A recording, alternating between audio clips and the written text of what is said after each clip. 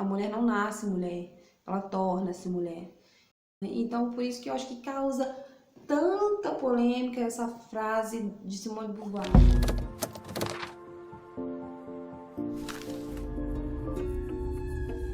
Olá, gente, sejam todas bem-vindas e bem-vindos. Meu nome é Roberta, sou psicóloga e hoje eu vou falar um pouquinho sobre a história da mulher. Mas para que falar sobre a história da mulher? A gente já sabe nossa história. Será que sabe mesmo? Se sabe, sobre que olhar que se deu? Porque normalmente quando a gente fala sobre história, é sobre um olhar cultural, filosófico, religioso e normalmente isso dá pelo olhar masculino. Hoje em dia já tem bastante mulher falando sobre a gente, pensando e repensando a nossa história, tentando achar um outro olhar para nós. E eu também estou aqui para fazer um pouquinho disso, para a gente tentar resgatar um pouco dessa história da mulher. A gente está no mês de março, dia 8 comemorou-se o Dia Internacional da Mulher. Eu acredito que seja muito importante a gente falar sobre isso, porque virou uma data comercial, mas muito mais do que isso, é uma data de luta pelos direitos da igualdade, que a gente pode falar, de tentar buscar essa igualdade de direito. Então vamos lá? Para começar lá de trás da pré-história. Na pré-história, acredita-se que houve sociedades matriarcais, que o poder estava centrado na mulher. Alguns arqueólogos começaram a encontrar algumas estátuas que traziam figuras femininas, figuras de fertilidade. A mais antiga e mais fofinha delas é a Vênus de Willendorf, lá da época do Paleolítico, que realça a mulher em suas características como o seio avantajado, a vulva protuberante, só que uma característica interessante assim, ela com os olhos vendados, só parte dos braços. E por achar essas estátuas, outras foram sendo achadas ao longo do tempo, consideraram que vivia-se numa sociedade matriarcal. Outra característica que eles pensavam por ser matriarcal é que eles acreditavam que o poder de gerar o filho, de conceber um filho, era único e exclusivo da mulher, e que era um poder divino dado pelos deuses e pelas deusas. Hoje em dia, tem alguns antropólogos e antropólogas que têm uma visão um pouquinho diferente disso, de que por se achar estátuas femininas, não necessariamente diz de um poder feminino, e que pode ser também só uma objetificação mesmo do corpo feminino. Com o desenrolar da história e com o passar do tempo, o homem foi descobrindo que ele também fazia parte da geração desse filho, da concepção, e começou a ter um pensamento diferente. Aí a gente já tá lá na idade antiga, né?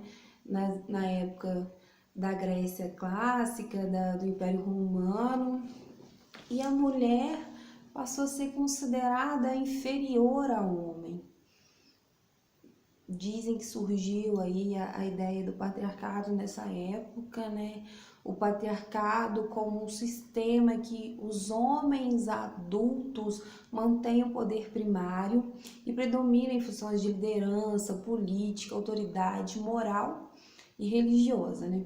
E tinha o controle da família. O pai, como a figura paterna, é a figura central de autoridade sobre as mulheres e as crianças. Isso já começou a desenvolver lá na Idade Antiga. Eles acreditavam que existia apenas um sexo, que na verdade a mulher seria como um homem invertido. Um livro muito interessante que trata disso é Inventando o Sexo, e que ele fala disso mesmo, que existe só um sexo, que na hora da concepção, por falta de calor, e calor era um valor, a mulher não se desenvolvia, por isso ela era considerada inferior. Por muito tempo eles pensaram isso, por milênios, e eles também acreditavam que a mulher ela só gerava um filho se ela tivesse prazer E interessante que por muito tempo a mulher não falou nada, ela nunca disse disso, porque ela não sabia, ela sabia que não era bem assim, nem sempre era pelo prazer que ela gerava um filho, ela concebia um filho, né? A mulher naquela época não podia ocupar espaço público, o lugar para ela era um lugar reservado, era chamado gineceu. Ela tinha raras aparições públicas e quando tinha essas aparições, normalmente era acompanhada pelo pai, pelo marido. Naquela época dos grandes filósofos como Sócrates, Platão, Aristóteles, já tinha uma divergência ali. Platão tinha uma ideia diferente do que se tinha lá em Atenas. Para Platão, a alma era muito importante e a alma transcendia o corpo, né? Nós éramos corpo e alma. E para ele é igual, é equiparado a alma da mulher e a alma do homem. Então, com isso, a mulher tinha sim o direito de participar dos ambientes públicos, ocupar os espaços que ele chamava da cidade ideal e podia até ocupar cargos de liderança. Já diferente disso, na mesma direção do que pensava Atenas, Aristóteles considerava que a mulher era sim inferior ao homem. Para ele, como a mulher não se desenvolvia, né, era um sexo inacabado, ela era inferior, a alma da mulher era inferior ao homem. Ela tinha até uma alma um pouco maior, mais elevada do que a dos escravos, mas não se comparava ao homem. Então a mulher não podia ocupar nenhum lugar de chefia mesmo, o lugar da mulher estava reservado ao privado. Para ele, só o sêmen, nada mais, tinha todas as características para se conceber um filho, e a mulher seria só tipo uma incubadora mesmo. A mulher seria a matéria, o barro, e o homem seria a alma. Então, ele pensava na mesma direção que se pensavam os gregos, né? Que se pensava em Atenas. E tem até uma música muito interessante de como era pensada as mulheres, que é uma música do Chico Buarque, que é de Mulheres de Atenas, e que nessa música, ela foi criada na época da ditadura, fala da gente mirar no exemplo das mulheres de Atenas, mas ele não podia dizer diretamente o que ele queria transmitir ali, mas ele estava transmitindo, era isso mesmo, né, da sociedade, como a sociedade tratava a mulher em Atenas e como tratava na época da ditadura. Então, a mulher presa nesse espaço, nesse corpo de um homem invertido, ocupou esse lugar de submissão. Ela era submissa ao pai, ao marido, a função dela era de gerar filhos e cuidar desses filhos. Passado o tempo, iniciou a Idade Média. Com a Idade Média, teve o poder da Igreja Católica, começou o feudalismo. E a mulher também começou a ser vista, é um pouco parecido em alguns pontos com a Idade Antiga, mas também tiveram uma visão diferente. Surge aí a ideia de Eva e de Maria. Eva, aquela que representa o pecado, que lá na Gênesis, né?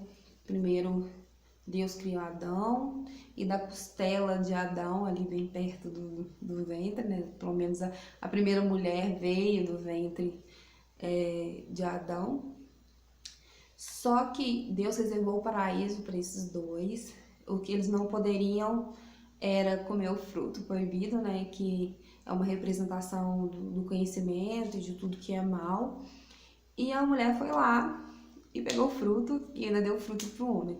Como castigo a isso, Deus aumentou intensamente as dores do parto e falou que o lugar, a partir dali, seria esse lugar de submissão ao homem. Contrapondo isso, existia Maria, que é essa imagem da mulher pura e virgem, e que é algo pra gente impossível, né? Mãe e virgem. Então, ou se era a Eva pecadora, ou era Maria, a santa purificada. As filhas, normalmente, na época da Idade Média, eram excluídas da sucessão, elas não tinham direito ao patrimônio, isso era só reservado aos homens. Os casamentos eram sempre arranjos familiares, o que interessava era a continuação das propriedades pela família, e a mulher estava excluída disso. E um dos motivos de se ter a mulher era levada virgem ao casamento, e um dos motivos disso é para não dissipar mesmo a herança da família. Durante a Idade Média, tinha essa ideia de que podia ser a Idade das Trevas. Hoje em dia já é contestado isso. Se você falar para alguns historiadores que é Idade das Trevas, eles até brigam com vocês porque tem uma visão diferente. Existia sim também um outro olhar. A mulher até conseguia ter algum papel de destaque na Idade Média, mas normalmente esse papel de destaque estava relacionado também à religião. São a que a gente pode chamar das abadesas, né? Que é um poder que é dado para a mulher ali no clérigo lá, né? Tem uma escritora que trata muito dessa época, que é a Regine Pernod, e ela fala disso, que a mulher tinha sim certa possibilidade de atuação ali na Idade Média, que ela não estava somente privada ao ambiente doméstico, que ela não era só aquele papel de submissão. Na época, a prostituição era algo considerado e até estimulado, porque privava ali do casamento dos prazeres da carne, deixava reservado a esses ambientes de fornicação, e o casamento mantinha-se intacto, né? Passada essa Idade Média, chegou-se à Idade Moderna, que teve o Renascimento, o movimento protestante. O Renascimento é essa busca e essa retomada das ideias da Idade Antiga, da Grécia Clássica, dos filósofos. E o movimento protestante foi um movimento que queria uma reforma da Igreja Católica, dos pensamentos.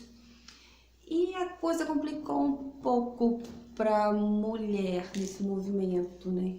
Porque a mulher ocupou-se ainda mais do ambiente doméstico, a responsabilidade voltou toda para ela de cuidar da educação moral e religiosa dos filhos.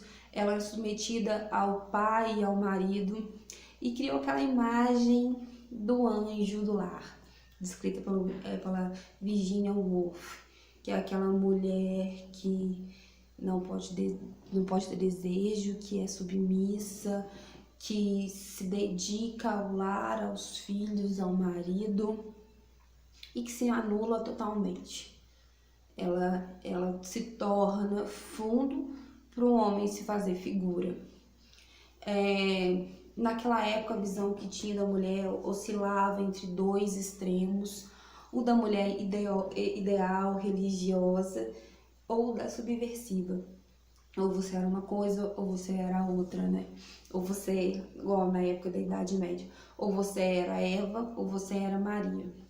E a bruxa apareceu nessa fase, já era na Idade Média, continua na Idade Moderna, e a bruxa como uma antítese do que era ser mulher, né? Ela representava o mal, o diabo, ela tinha um pacto com o diabo, então ela era muito temida. Então a mulher também teve essa visão esse medo que o homem tinha da mulher, né? E um dos livros que dizem, que tratam horrores da mulher, de crueldades que eram feitas muito grandes com a mulher, é o Martelo das Feiticeiras ou o Martelo das Bruxas, que se falava como que se identificava a bruxa, como é que se fazia com as bruxas, e esse livro foi muito publicado, tiveram várias edições, até a Igreja Católica nessa época condenou esse livro, mas ele continuou sendo publicado. Então a mulher continuou tendo esse papel de fundo, do privado, da mulher submissa, que era submetida ao pai, ao marido. Ela podia até ter uma educação, mas era voltada para o cuidado do pai, para o cuidado dos filhos, para o cuidado da casa. O único papel dela era esse, né, de servir ao homem. Ela era um ser sem desejo, sem vontade, era o anjo mesmo do lar. E como a gente diz, anjo não tem sexo, né? Então a mulher era bem representada por essa figura de anjo, né? Ou quando não era um anjo, quando buscava algum direito, era considerada subversiva, herege, bruxa, né? Com o tempo passando também, na Idade Moderna, começou a Revolução Industrial. Na Revolução Industrial, o homem já ganhava menos, a mulher civil tinha que sair também para poder ajudar o marido, foi para a linha de produção, não só a mulher como as crianças, e que era considerada como mão de obra barata pelo patrão. Elas cumpriam grandes jornadas de trabalho e recebiam 1/3 do salário dos homens. E os patrões consideravam naquela época a mulher, por não ter responsabilidade de sustentar a casa e por ela ser intelectualmente inferior, uma ideia que já vem lá da Idade Antiga, né? Ela podia receber menos. E aí, além de se ocupar da indústria, de ocupar esse lugar no chão da fábrica, ela ainda cumpria dupla jornada, né? Porque o homem não dividiu as tarefas de casa, as tarefas domésticas com a mulher. Então a mulher tinha que cumprir o seu trabalho na fábrica, tinha que continuar com seus afazeres, as suas obrigações domésticas, né? Então, o que poderia ser um avanço para a mulher, que é sair do privado, do público para o privado, na verdade, foi as obrigações dela. Então, ela tinha obrigação com o marido, com os filhos e com a indústria. Pouco depois da mulher ganhar o neném, ela já era obrigada a voltar para a fábrica. Existem histórias de muitas mulheres que até dopavam seus filhos para conseguir trabalhar. Tinha mulheres que chegavam a um trabalho de 16 horas por dia. Então, era mais uma fase sacrificante para a mulher, né? Difícil para a mulher. E a mulher aí começou a ter dupla jornada, né? Então, uma coisa que deveria ser um direito de trabalhar pesou muito, muito para a mulher. Nessa época também, né, de transição entre a Idade Moderna, que teve a Revolução Industrial, começou a Revolução Francesa, né, que é o tempo que marca essa mudança de idade moderna para a idade contemporânea. Na Revolução Francesa começou o iluminismo, com ideias de igualdade, liberdade, fraternidade. Os homens buscavam isso, buscavam seus direitos, eles lutavam por isso na Revolução Francesa, e tinham muitas mulheres do lado, né, que combatiam, que lutavam ali com os homens por esses direitos. tanto nos campos das ideias, como até em frente das batalhas também. E depois que foram conquistados esses direitos, foi dado exclusivamente aos homens, as mulheres ficaram de fora. E foi feito um tratado da Declaração dos Direitos dos Homens, mas só dos homens, as mulheres ficaram de fora. Aí surgiu uma figura que é a Olympe de Gouges, que ela faz uma declaração dos direitos das mulheres, só que por ela contestar isso, ela acabou sendo guilhotinada, né? E a reivindicação dos direitos das mulheres, que começou aí, não foi muito levada a sério pelos homens.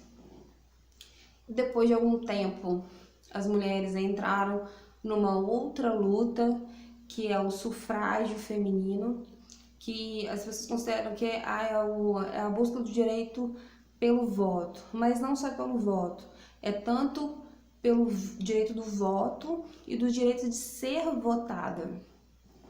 E além do voto, as mulheres buscavam direitos iguais de cidadania.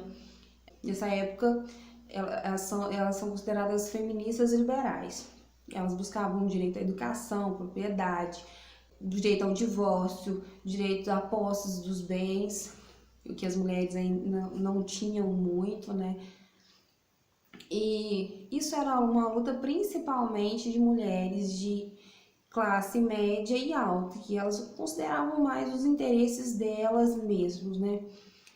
Alguns nomes importantes nessa época é Mary de Wollstonecraft, e outro nome muito importante nessa época é a Sojourner Truth, que ela lutou nos Estados Unidos pela abolição da escravatura e também defendia que as mulheres poderiam reivindicar seus direitos. E ela se considerava muito anulada, porque além de ser mulher, ela era mulher e negra. Ela via que que os homens consideravam as mulheres como fracas e frágeis, que eles davam as mãos às mulheres para subir essas carruagens, que essa fragilidade, e a mulher negra não. Ela fazia o trabalho que muitos homens faziam e ela não era considerada. E ela fez um discurso muito bonito sobre isso e que ficou marcado na história, né? Passou essa época dessa primeira onda. Eu acho interessante o termo onda porque não diz de um processo estático, ele está em movimento, exatamente como as ondas do mar mesmo. E a partir de 1949, a Simone de Beauvoir lança um livro chamado Segundo Sexo, e nesse livro tem uma frase muito interessante, né? Que não se nasce mulher, torna-se. Foi até polêmico que teve uma redação do Enem com esse tema e muita gente questionou isso, né? E muita gente questiona essa frase, né? O que ela quis dizer com isso, porque não se nasce mulher, torna-se. Mas a gente tem que ver do ponto de vista dela, do ponto de vista filosófico dela. O que ela seguia era o existencialismo, igual o Sartre falava, né? A existência precede a essência. Então, diferente do que acreditava lá na Idade Antiga, na Grécia Clássica, que primeiro que a gente é dotado de uma essência, de uma alma, e que essa alma e essa essência acompanham as pessoas durante a vida, né? Como, por exemplo, existe uma essência feminina, uma essência masculina. O existencialismo acredita justamente no contrário, que a gente primeiro existe e depois a gente vai construindo o que a gente é ao longo da vida, né? Então, a existência precede a essência. E normalmente essa essência, ela se dá através da cultura. E a gente sabe que a cultura é anterior e muito mais forte do que a gente, né? E a gente é atravessado por isso, né? Por como que foi construído essa história ao longo dos anos, né? E o que é construído no olhar para a mulher, né? É esse olhar do homem, esse olhar patriarcal. Então, é isso que Simone de Beauvoir quis dizer, que a mulher não nasce mulher, ela torna-se mulher. Então, é uma questão cultural. A gente não nasce, por exemplo, com essa delicadeza, com essa vocação à submissão, com esse instinto materno. Isso tudo nos é posto e muitas vezes imposto. Nos é colocado, nos é dado e vai construindo e vai se colocando ao longo do tempo. E é muito difícil a gente lutar contra isso, porque a cultura é o que está aí, é o que atravessa, e isso já está no nosso consciente, no nosso inconsciente, e é muito, muito, muito complicado ir contra isso, né? Então, por isso que eu acho que causa tanta polêmica essa frase de Simone de Beauvoir. E essa segunda onda do feminismo aconteceu na época de 60, 70, é a época do movimento hippie, né, que é um movimento de contestação mesmo, de busca de liberdade. É também a época da pílula anticoncepcional, que também dá uma liberdade maior à mulher. E também esse movimento começa a repensar a primeira onda. E o movimento feminista deixou de ser apenas um movimento de gênero. Ele se tornou um movimento social, que lutava pelos direitos não só das mulheres e das mulheres de classe média e alta, como era da primeira onda, mas também das mulheres negras e pobres. Começou a se pensar outros olhares, né? Porque a gente tem o olhar da mulher, só que a mulher negra é tratada totalmente diferente do que é tratada uma mulher branca, e uma mulher negra e pobre é totalmente diferente. E aí, esse movimento da segunda onda do feminismo tentou puxar isso e tentou pensar isso também. Nomes que a gente pode destacar que é importante aí é a Carol Hanisch e a Judith Butler, que deu contribuições muito importantes para esse movimento. Aí, a partir de 1980, é que houve a terceira onda do feminismo, que alguns chamam de pós-feminismo. Para eles já não existe mais o feminismo, mas os feminismos, que existem várias formas de pensar a mulher. Isso que é interessante da onda mesmo, né? Que não é uma coisa estática, é um movimento. E por ser os feminismos, é como se fosse uma árvore, né? E com vários galhos ali, tem várias formas de pensar a mulher e vários lugares de se pensar essa mulher. Existe o lugar da mulher branca, de classe média, de classe alta, que quer conquistar seus direitos. Aí também tem o lugar da mulher, que é mulher, além de mulher, é mulher negra, então ela sofre um duplo preconceito. Tem o lugar da mulher negra, pobre, tem o lugar da mulher negra, pobre e homossexual. E tudo isso tem que ser pensado e discutido. E tudo isso passa pela cultura, por isso que é mais forte que nós, que isso é até mais forte que dados estatísticos, que isso é mais forte que muita coisa. Muitas coisas, mesmo estando ali, as pessoas costumam desconsiderar. Eles falam que a mulher só podia ser mulher no volante, né? Perigo constante. Mas estatisticamente, está provado que mulher dirige melhor do que homem e que seguradoras até dão descontos para mulher, porque estatisticamente mulher sofre menos acidente, talvez até por ser mais cautelosa mesmo do que o homem. Existem outros fatores também que passam na cultura aqui que as pessoas desconsideram, igual violência doméstica, né? É um dado ali real de como a mulher sofre e muita gente ignora isso. E aquela frase persistente lá de em briga de marido, mulher não se mete a colher. Tem muita gente que ainda acha e pensa assim, que às vezes vê a vizinha apanhando, a amiga apanhando e acaba não falando nada. E pensa, ah não, se ela tá ali, se ela tá apanhando é porque gosta.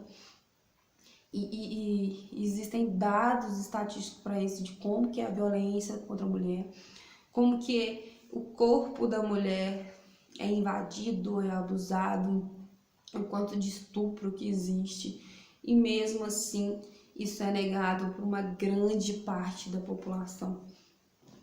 Vem perpetuando e passando ao longo da história.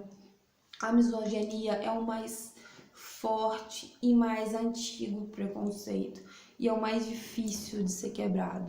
E como que a gente quebra isso? É falando, não tem outro jeito, é discutindo.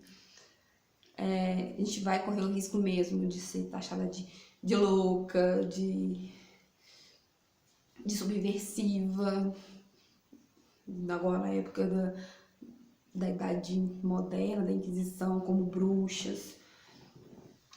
Mas a gente tem que falar, não adianta.